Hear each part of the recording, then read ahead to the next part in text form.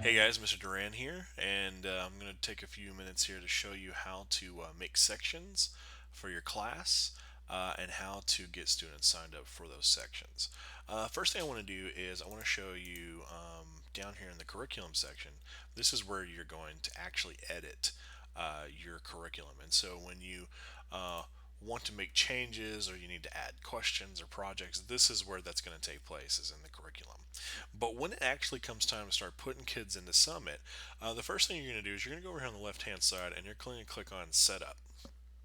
You're going to continue to scroll down and you're going to see a section down here called Sections. Just click on that. And when you click on this, you can see two tabs here. The first tab you see is basically all the sections that you currently are a teacher for. And then you have sections at the school as a whole. And so you can see basically what everyone is teaching and how many times and how many students are in there.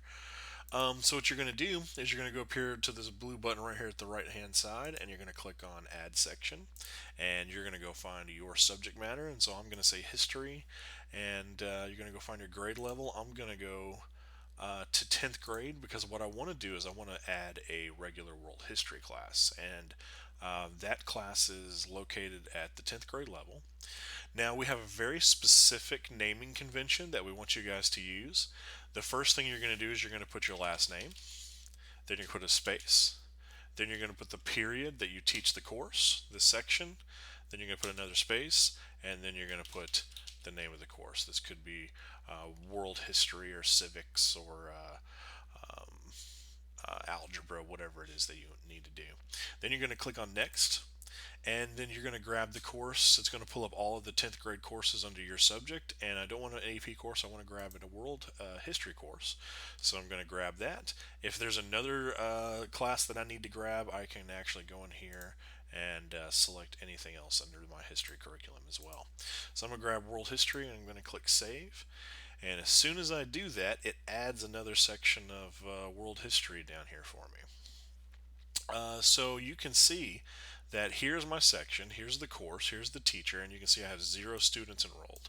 And it also gives me a brand new sign up code. If you've ever used Google Classroom, this works exactly the same way. So I'm going to take this code right here and I'm going to display it somehow. I like to use PowerPoint. You can write it on the board. There's lots of different ways to do this, but display this code somehow to your 7th period world history class.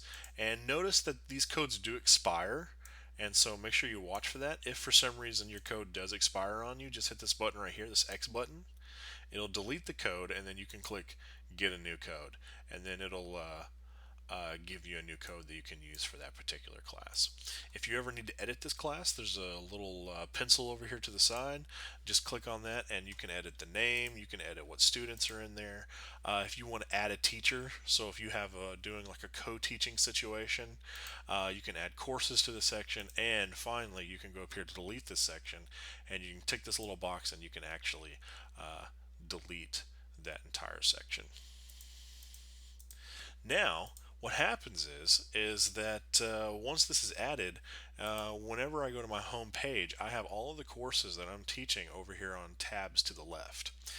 Now, if you teach multiple sections of a single course, you're only going to see one course pop up. So I currently teach 3 sections of world history, but I only have one world history tab.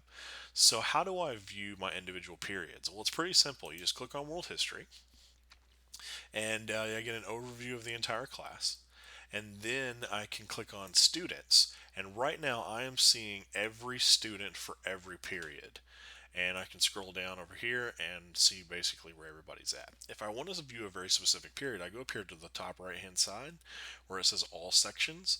Right now I'm viewing all sections of the world history class that I'm teaching, but if I tab down, I can go down to world history period 1, and I can just look at the kids who are in that section. And if I scroll down to period 3, I can look at just the kids. Now you'll notice period 7 is not on here, and that's because I don't currently have any students in period 7. I just created it.